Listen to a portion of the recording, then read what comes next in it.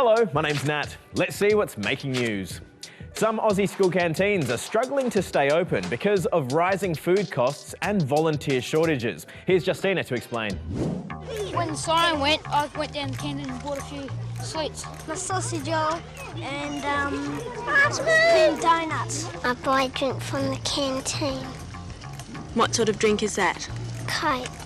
Love for Aussie school canteens is something that stood the test of time.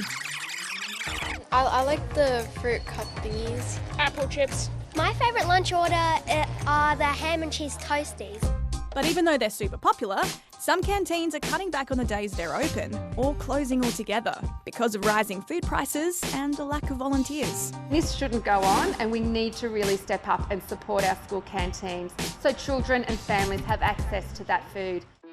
See, canteens can be a lifeline for busy families, with some even running free brekkie and lunch programs for kids who might not always have a packed lunch. If you come from like a family and can't afford that much, sometimes they will we have free school lunches and free breakfasts here.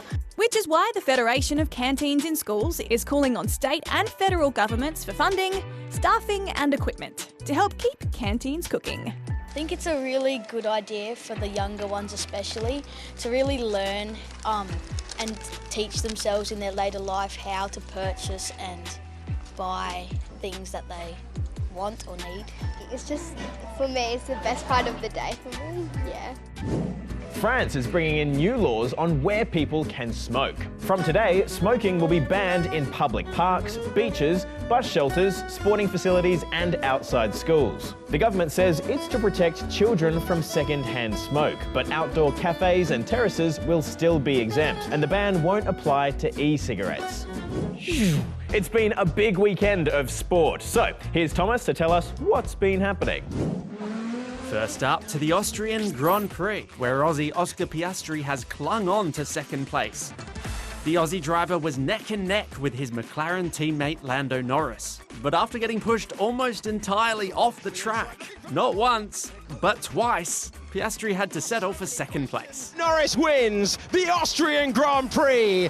The Matildas had a challenge on their hands when they faced off against Slovenia in a friendly on the weekend. It wasn't until the game's second half that the Matildas managed to break the stalemate. And it is from none other than Michelle Heyman. And they defended that lead right up until the 91st minute, when Slovenia managed to break the Aussie defence, leaving the score 1-1. From balls to boards, and Aussie Molly Picklum has taken home the title at the Rio Pro in Brazil. After recently becoming the #1 ranked female surfer in the world, here at the Rio Pro she scored the highest single wave and the highest heat total that the event's ever seen. She makes it look easy. And finally, why simply surf on the ocean when you can slam into it like this?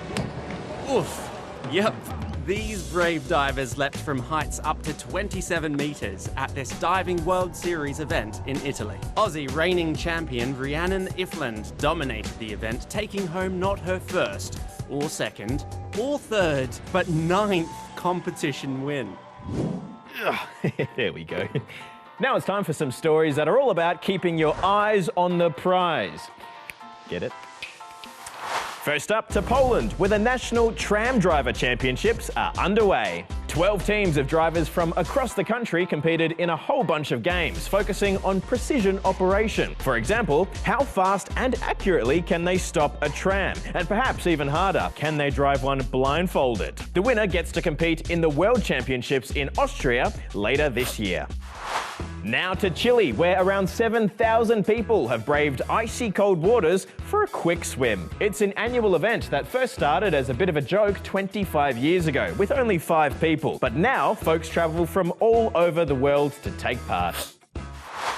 And finally, to a sheep beauty pageant in Senegal. Everything from the size of the sheep, the length of the tail, even horn symmetry are judged to find the most beautiful sheep in the country. This fella, Niang Ballo, is a top contender. He's already taken out 6 awards since he was a lamb, and his owner has been offered more than $100,000 to sell him. Not bad. Well, that's all I've got time for today. We'll see you tomorrow. Bye for now. Did it look good?